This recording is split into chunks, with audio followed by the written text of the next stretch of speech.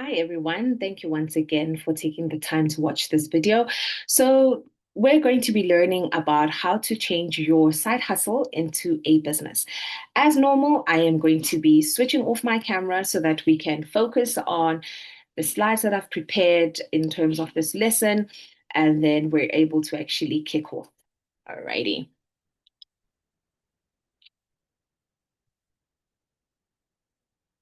Okay, so whilst it is loading, all right.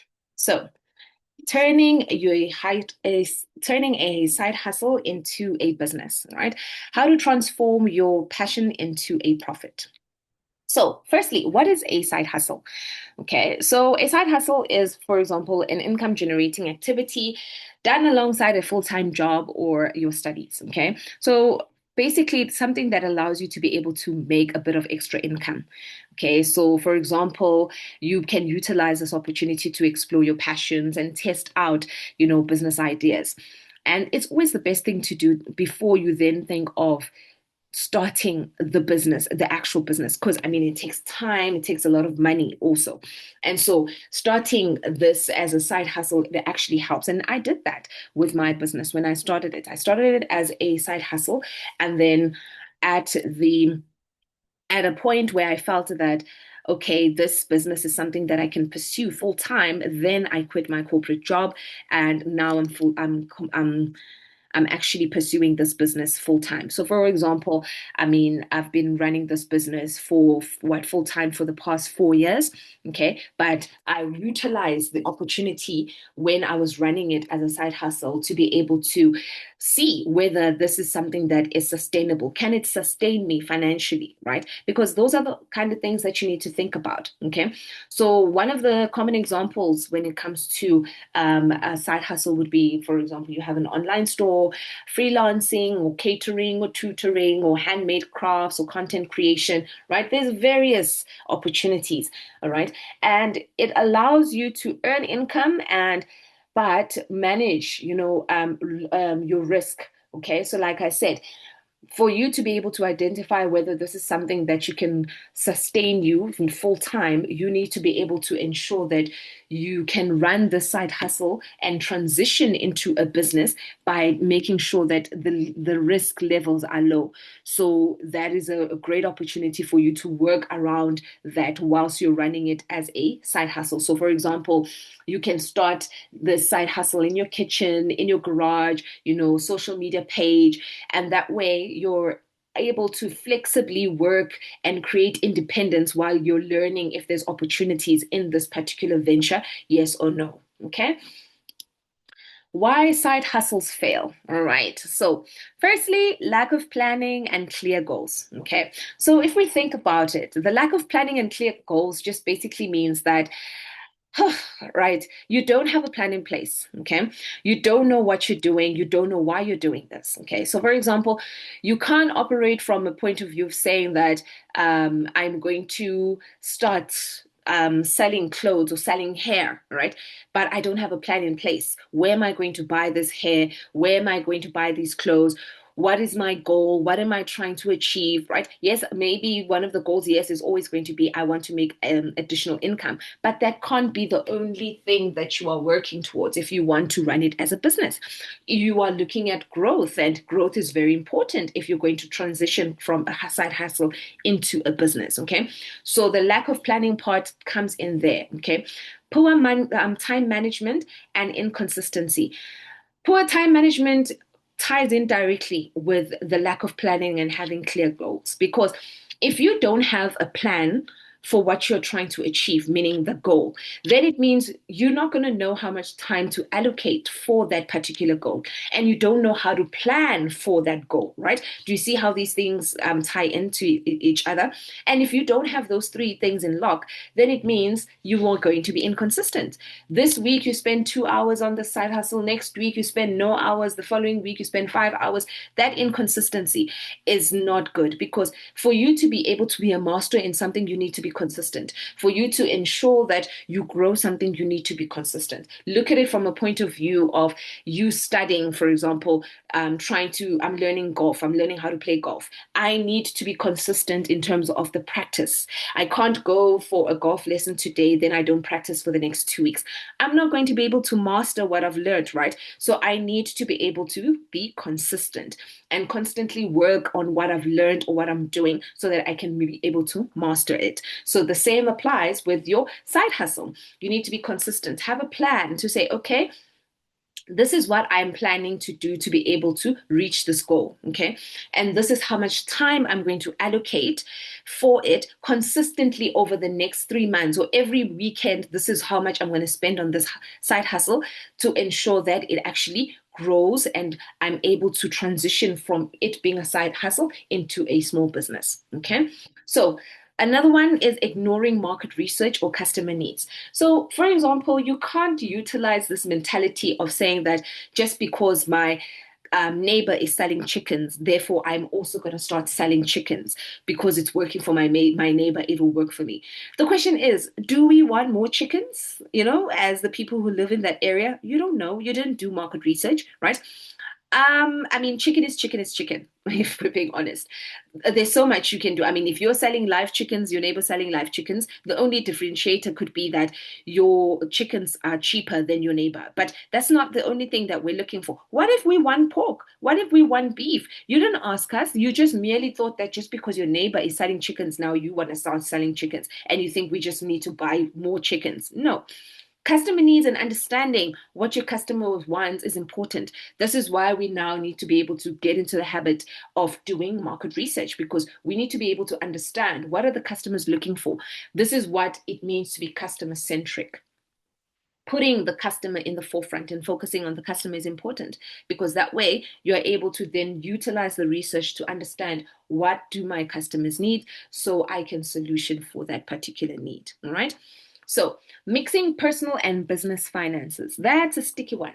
And I tend to see this quite a lot with small business owners as well, because they tend to think that utilizing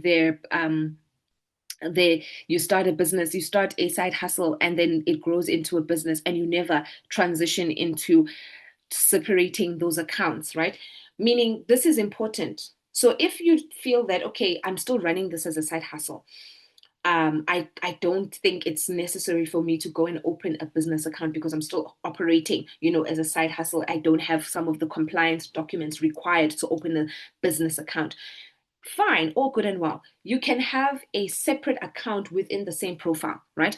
You can have your personal account being your check account for argument's sake, and then you can open a separate savings account or another check account under the very same profile. But you know that all the money that you're making from the side hustle is going directly into that separate account, right? And that way you are already getting into the habit of separating your funds. You're getting into the habit of being able to ensure that you know that there's personal and there's business finances. And this helps you learn the good habits because a lot of business owners struggle with this. When they start their businesses and they have a business account, you start seeing a person utilizing a business account for personal reasons, right? And it's never a good look. Okay. So giving up too early when faced with challenges. Oh, this one is quite this is a challenge, right, on its own, because you are going to face those challenges. Trust me. When you run a business, you are constantly going to be facing challenges. Sometimes you're not going to want to wake up in the morning. Sometimes you're going to feel like, why am I doing this? Sometimes you're like, oh, I quit my job to do this. Why am I experiencing these problems? But that is why it's important when you have that alignment in terms of passion and utilizing passion to be able to make profit. It helps you and reminds you in situations where you can't wake up in the morning, situations where you feel like, why am I doing this? What is the purpose? Why did I do this? Right? When you have those questions of why, you are able to answer the why by remembering, why did I do this in the first place? And that is what motivates you and encourages you to be able to ensure that I continue on this journey. Because the important thing of stress testing the side hustle is to ensure that, is this something that I can pursue as a full-time business? Is this something that's going to be able to sustain me? And when you're doing that little question that you're doing, and asking yourself, it does not mean that you're not going to be facing challenges, but you need to constantly be able to remind yourself, why did I do this? And that also motivates you and keeps you going, because you know why I'm doing this. All right. So why side hustles succeed? Okay, so side hustles, of course, they will succeed in situations where, for example, people have a strong understanding of their target market. So this pops up again. If you're not going to be utilizing a copy and paste kind of situation, just because my neighbor is selling chickens, I'm selling chickens, then you've done market research. You understand what the customer needs and you are solutioning for that need, right? And that is where it helps you to ensure that your side hustle is sustainable, because you are able to get the customer, because you are solutioning for the customer and you are providing for the customer's needs. Okay. So that strong understanding of your target market is important, and that's why it would succeed. And then the second one, a clear value proposition and solving for a problem. So if I utilize my business, right, as an example, because we teach financial education, right? And for example, our clear value proposition is exactly that. We help people learn how to have a healthier relationship with money. That's the value proposition. What is the problem we're solving for? We're solving for the problem of the lack of financial literacy, okay, or financial illiteracy in the country. And that is why we have so many different products that are trying to solution this particular problem. So having a clear value proposition also gives comfort to the customer to understand, why are you selling me this? Why do I need this? Okay. And when you're solving a problem, it kind of makes it a bit easier for you to sell the business or to sell the product or services that you are offering. So when you ensure that your side hustle, you have a clear value proposition and you are solutioning for a particular problem, then it's easier for you to be able to grow that side hustle as well into a business. Okay. Consistent effort and customer focus. Okay, so the consistent effort comes in yet again. I mean, we talked about the time management, setting the planning so that you can meet these particular goals in place, and having consistent effort. You can't have a situation where you put in 1 hour today, no hours tomorrow, 10 hours the next day. You need to be consistent. You need to be able to ensure that your business is continuing to grow because you are consistent and you are putting consistent efforts as the business owner, right? And when you are customer focused, you are ensuring that whatever you're solutioning for is for the particular customer and the needs of the customer. Okay. Secondly, smart financial management and reinvestment. So here it comes up again. We spoke about separating the funds from personal and business. Okay. Smart financial management is exactly that. That's the first step, being able to separate your finances. And like I said, just because you're running a side hustle, you can't use that excuse and be like, no, this is just a side hustle. The money is deposited into my account. Then how are you going to be able to see if this is something that you can grow into a business? So when you separate the accounts, right? And even if, like I said, even if you don't open a business account as yet, and you just have a separate account within the same profile, within the same bank, it just also gives you a clear indication of how much money am I making from this particular venture. It also then gives you a clear understanding, is this particular venture something that I can pursue as a business? And can I transition from it being a side hustle into a business?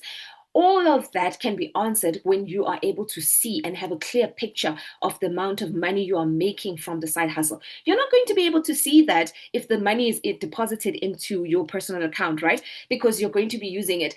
You run out of petrol, you need money for a taxi, you need to buy bread, you need to go shopping, you need to do this, you're utilizing that money. You haven't even seen how much money came in. You don't know how much money has gone out. So there's no way for you to track and trace, right? So when you utilizing the concept of smart financial management, separating the accounts allows you to ensure that you are reconciling the funds.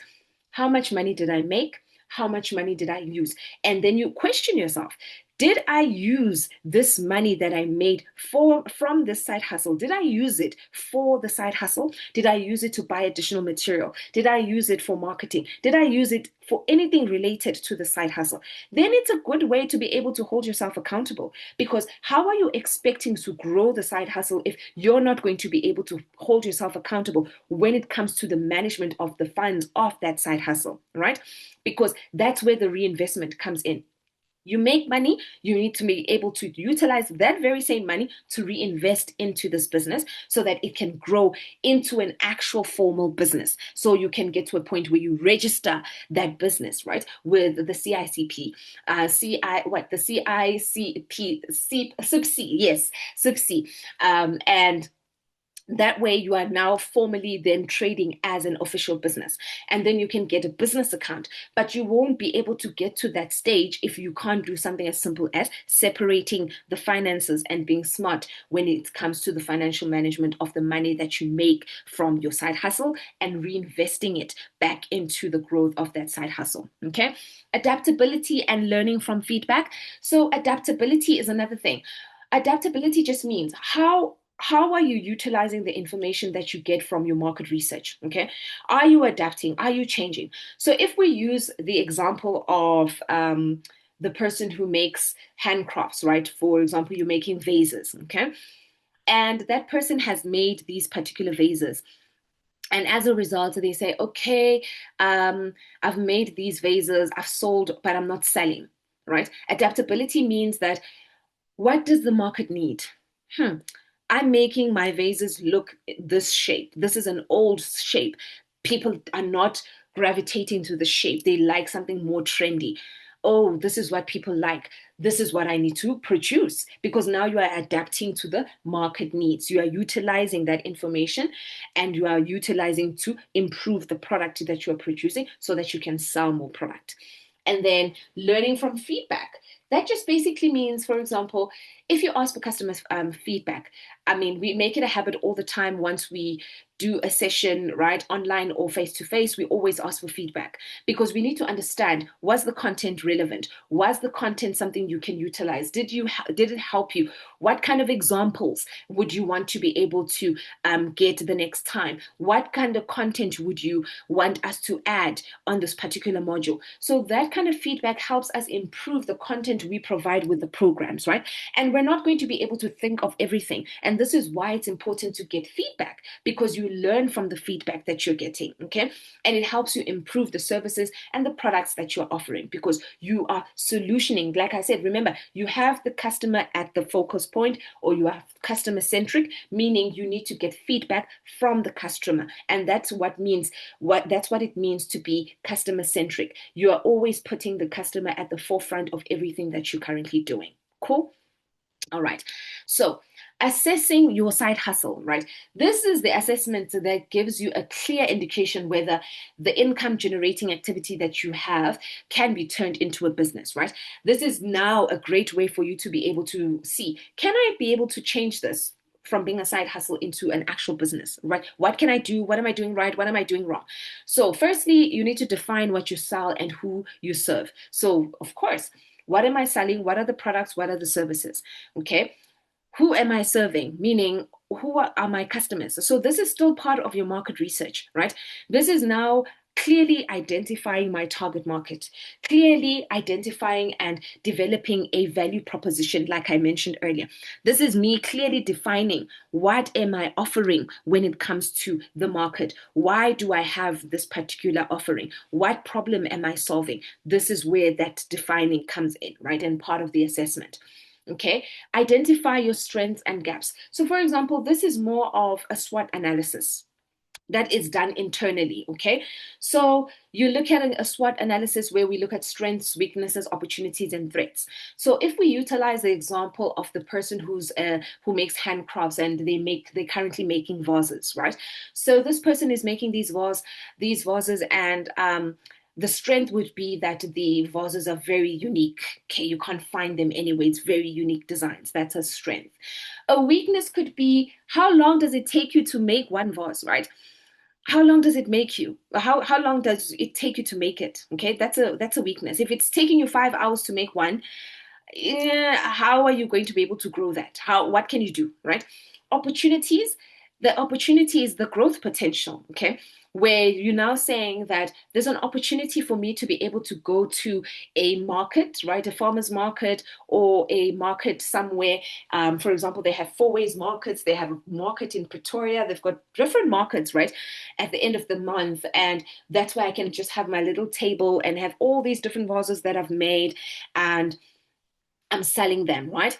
And that is an opportunity for me to be able to expand my business from being a hustle, a side hustle, into a business, because now I'm growing my potential in terms of this side hustle, and now I'm operating as a business. I'm going to the market. I'm no longer just relying on selling my items online or word of mouth, right? Now I'm utilizing different avenues to be able to be seen and to be able to bring the product to the customer. Okay. Then a threat. A threat is more of, for example, barriers to entry. So, for example, in this instance, how easy it is it for a person to then start a business, to become a hand, to create all these handcrafts, right, and be able to sell these particular what is it, you're selling all these various vases that you're currently making. How easy is it something that someone can literally just copy and start making it tomorrow, right? That's a threat, because if that's the case, someone can start making the same vases as I do, and they can just start undercutting me when it comes to pricing, and I lose my customers. Cool. So that's a threat. You need to be able to identify, is this something? So the barriers to entry, right? How easy is it for me to be able to get into this market? So another example, I read a tweet, I think a week ago, where they were talking about how China is instituting this law of people not being able to what speak or be influencers for topics that they are not subject matter experts for, right? So, for example, we do currently have that problem, especially with social media influencers, where a person just wakes up one day and decides that, no, I'm going to start talking. I'll use my example where I teach about money, right? I studied finance, I worked in the bank, I did research for what I'm currently doing before I started this business. So I literally didn't just wake up one day, I'm like, all right, that's it, I'm going to start talking about money. I'm now the money expert. No, there's a bit of work that I needed to do, a whole lot of work that I needed to do on my end first, so that I get to the level I am. So when China says that now they're instituting this law to try and ensure that people speak or are influencers based on what their expertise are, that's a barrier to entry, right? Because it means you can no longer, in China, you can no longer wake up one day and start saying that I'm now an expert in makeup. I know nothing about makeup, right? I don't even use makeup. So how would it make sense for me to wake up one day and say, I'm going to start teaching people how to apply makeup? Because currently that's the problem we have, right? So that's an example of what a threat is. How easy is it for people to copy your business ideas? How easy is it for people to be able to get into the same business that you're currently doing? So the SWOT analysis will then help you to be able to identify and work on that, right? So for example, the weakness that we talked about, if you're making one vase in 5 hours, then how can you improve? Right? What is the opportunity? Do you need a machine? How can you minimize the time and produce more at a less time, right? So that's what the SWOT analysis is there for, so that you can be able to ensure that whatever strengths, weaknesses, opportunities, and threats, you can be able to solution for the weaknesses and threats, right? And capitalize on the strengths and opportunities that you've identified for you to transition the hustle into a business. Okay. So evaluate market trends and competitors. So now we've spoken about the SWOT analysis, which is something you do internally. Now we're looking at evaluating market trends and competitors. Now this is external. Now you are talking about what are people doing of, outside of your business, so that you can gauge, where does my business stand, right? Now we're looking at market trends. Is my pricing correct, right? Am I pricing my products in the correct way? Do I need to be able to improve my pricing, right? And then we talk about competitors. What is my competitor analysis? How many competitors do I have? What are my competitors doing? What can I do better that my competitors are currently not doing or are doing, right? That is why we do these kind of analysis, because you want to be better and you want to be the best. So you need to be able to see what other people are doing out there that are within the same business or line or field that you're in. And then you try to utilize their weaknesses and turn their weaknesses into strengths, right? Then, of course, determine resources, time, capital, and support network.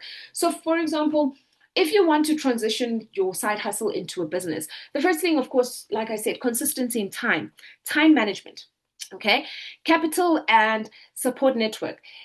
I mentioned this earlier. You're not going to be able to get financing from any financial institution if you are not separating your finances, right? I mean, if I was a financier and I look at your bank statements and you have a line item says Konga, you have line items where I can clearly see this business account is used for personal reasons.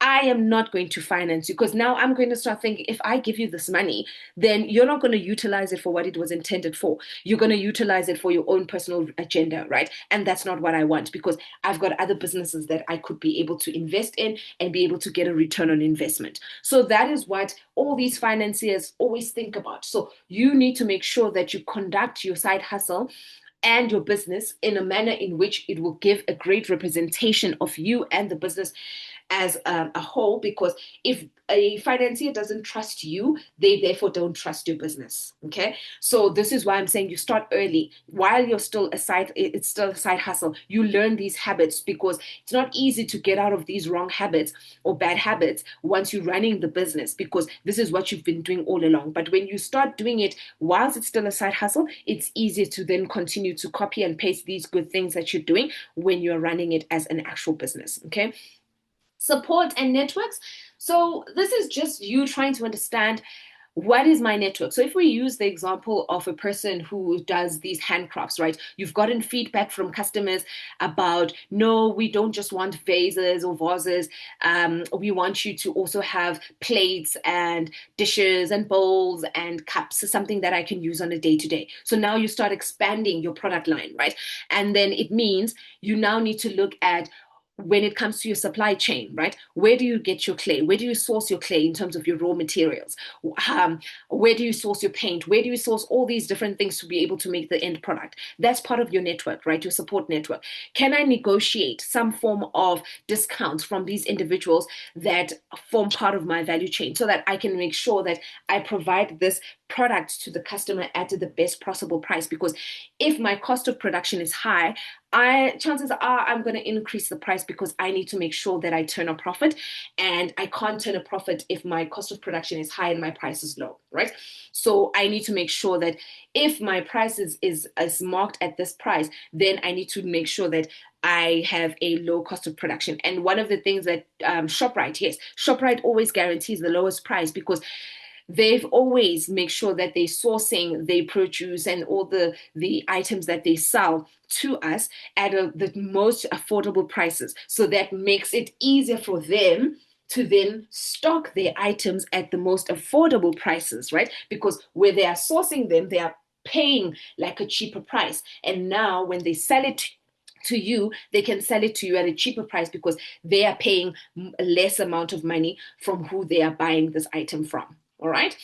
And then set clear goals. Okay, so for example, when we're setting these goals, this is how you start operating, like a business owner, because having goals in place, and we've spoken about this earlier, that you need to have some form of a plan to be able to achieve those goals. So a short-term goal is something that is between 3 to 6 months. A long-term goal is between 1 to 3 years. So for example, a short-term goal could be, you are now trying to establish a brand, right, for this particular vases that you sell, right?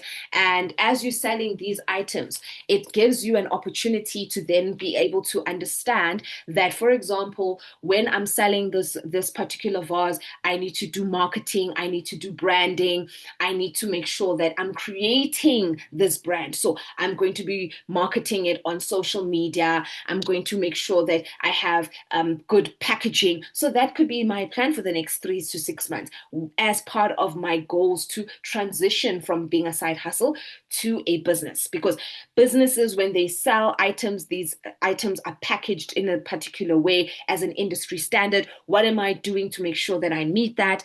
A long-term goal, for example, would be a focus on my growth strategy. I said, if one of my challenges is that I'm only making one vase in 5 hours, then that's a challenge, right? And that's a problem. But now if I'm saying part of my growth strategy is to acquire a machine that can help me to produce more at a less time, right? That's a long-term goal. That's part of my growth strategy, right? And that could be forming part of that long-term goal when you're transitioning to being a side hustle into a business. Then of course, having SMART goals, right? Having it, making sure that they're specific, measurable, achievable, relevant, and time bound. So an example of this would be, for example, I say, I want to increase sales by 20% in 3 months. Okay. Is it specific? Yes. It's based on the sales, how much I want to increase my sales by. Is it measurable? Yes. I want to increase these sales by 20%. Is it achievable? Yes. How much have I sold in the last 6 months versus what I'm trying to achieve in the next 6 months? Then time bound. How much time do I want? I want to do this in the next 3 months. So yes, there's a time frame that I've put in place as to when and how I'm going to achieve this particular goal. Then another thing, aligning your goals with personal values. All right. For example, a personal value in my instance, in terms of the business that I run, right? I run a business where we teach about financial education. Okay. And for example, we've got different products for different ranges of customers. And like I said to you, you need to then segment your customers, of course. So, for example, aligning my personal values and lifestyle with my goals within the business. My name is Nonjabulo. My second name is Sikakane. My second name is Nonkanyiso.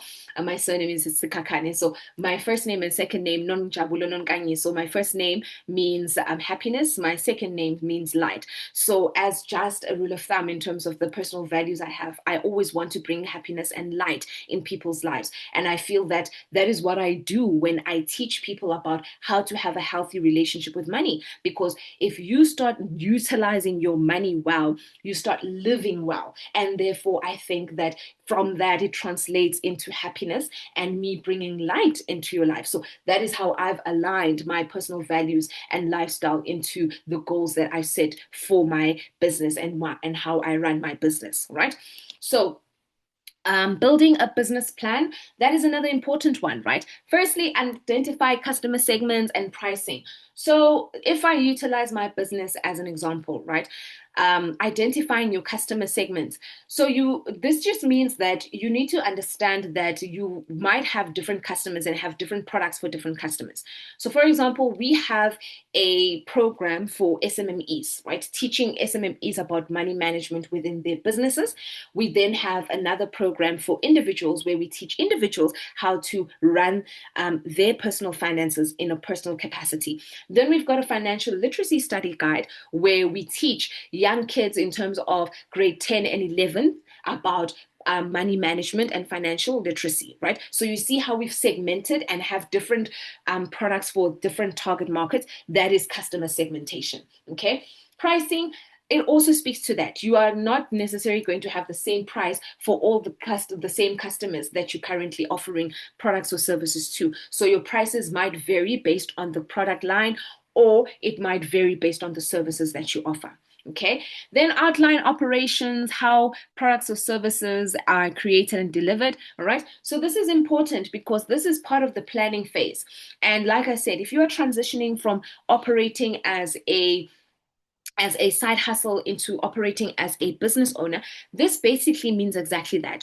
How am I going to make sure that these products and services that I'm currently providing and are delivered? We use the example of the person who's making now vases and making cups and saucers and dishes and bowls, right? And plates, because people want other items that they can use on a day-to-day, right? So now they've outlined, operations in a sense that how are these products going to be created? Now they want to acquire a machine to be able to create more. How are they going to be delivered? So they are going to be selling them online. They're going to be going to markets, open markets where they are able to have a table or a stand and sell these items. They're also trying to engage with all these various house and home places where they can be able to sell these unique crafts that they are creating, right?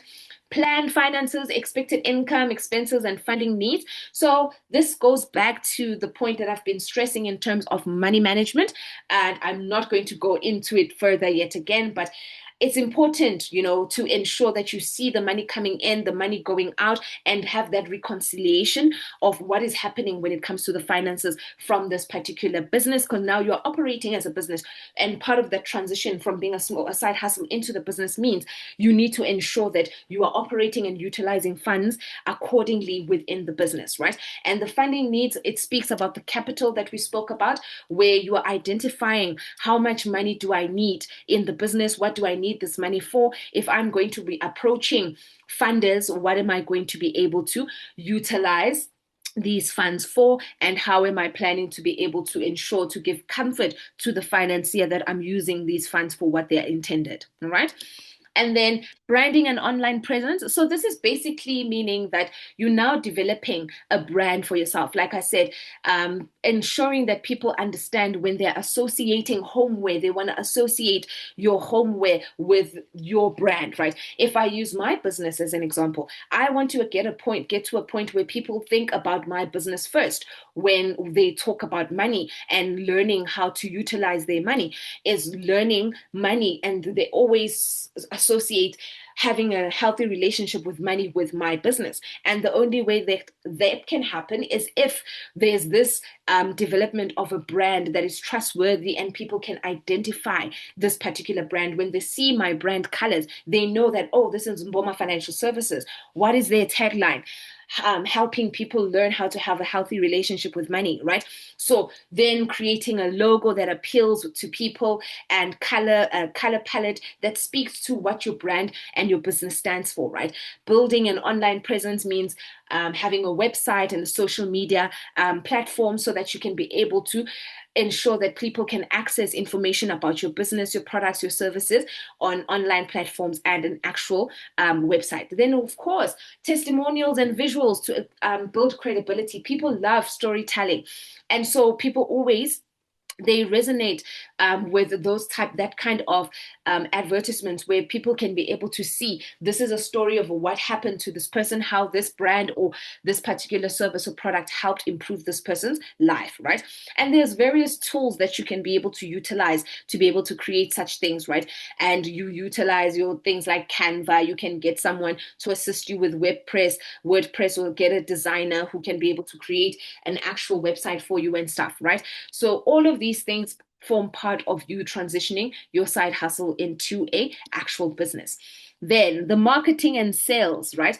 So marketing and sales speaks exactly to that. Now you need to be able to sell the products and services. So you leverage social media to ensure that you showcase your products and services, encouraging word of mouth. You talk about your business and you ask for referrals and ask people, to share information regarding your business, right?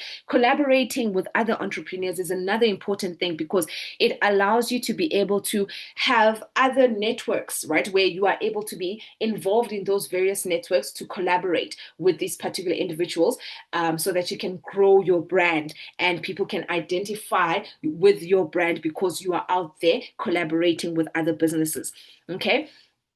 Offering promotions or loyalty rewards, that's always a great tactic in terms of to get more customers, because when you offer promotions or loyalty rewards, it just means that you are opening up your business to opportunities to make sales. Okay, people love promotions, people love loyalty rewards, right? And funny enough, a lot of men tend to say that they don't like rewards, loyalty reward cards. You always find women with them because we're always hunting for deals, right?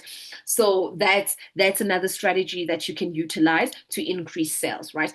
Of course, I'm not going to repeat, the managing of finances and the importance of the managing of finances yet again, where, for example, it's not just a red flag to the financiers in terms of the financial institutions that you could be approaching for finances, but it's also a red flag, for example, from SARS, because you need to be able to ensure that you are reliable and you are managing your finances in the correct manner. All right. And that's why you utilize platforms like Zoho and so forth, so that you can be able to manage your finances well. Okay. So these are all different ways, in terms of scaling your side hustle into a business. Okay. And now you will be able to get to a point where you hire people or freelance work so that and offer freelance work so that people can come and help you in your business, because that's the growth your business is in, where now you have come to a point where now people need to be able to get other people to come and work for you to be able to manage the number of sales that you're getting and so forth, because of the money that you are making and the product that you're producing or the services that you're providing has come to a point where you now need help. And that's another great indication of the growth potential of this side hustle that has now been transitioned into a business. So with all of that said, yes, please always feel free to contact us on our email, social media platforms, or check out our website. And of course, go to our YouTube channel to be able to catch all the other content we have done relating to money management, right? In terms of your personal business, right? In terms of some of the free sessions that we offer. Hit us up if you want to book sessions as well. Thank you once again for taking the time. Bye bye.